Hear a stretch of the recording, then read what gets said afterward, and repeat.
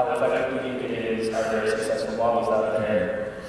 Just maybe a little bit more about that. It's really good. One thing I would just add, I think this is your territory more than mine. I would say that in the case of Palestine, I think the land piece is complicated because sometimes we want to superimpose contemporary late capitalist frameworks onto other moments. So, for example, under Ottoman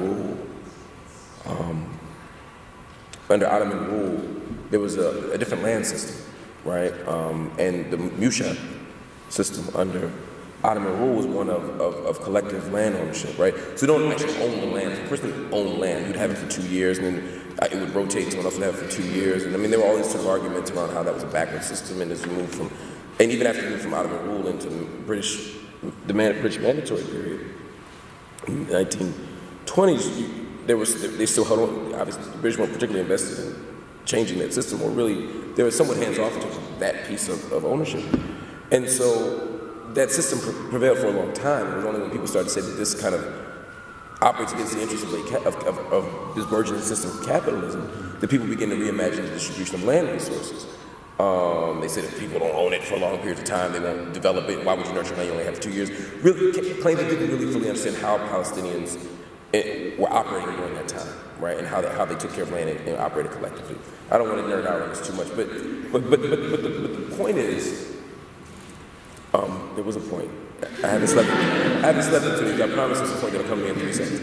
So, the point was, the fact that one of the claims that's now made is, well, no one owned the land. The land that we took, or the land of which people were dispossessed, was land that no one owned. And so, well, yeah, no one owned it, but no one owned it within a very particular understanding of what ownership means, which is not compatible with the people in the time. So I'm always wary of claims of ownership purely as a means by which to make sense of whether or not something belongs to people. Right, so that was the only piece I wanted to be clear about, because I think we can get sucked into that and say, well, because I mean there are very important, powerful claims made about the amount of Palestinians who own land versus the amount of sort of immigrant Zionists who own land in 1917, at the time of Balfour, and then reassessed again under Peel in 1937, and then again, we won't go. We could make that claim, but I'm saying you might be going down a rabbit hole of arguments that may undermine a bigger and more ethically sound point about what it means to dispossess a people of land, irrespective of whether or not they had legal titles and contracts, which itself is a relatively modern construct. Does that make sense? Mm-hmm. All right.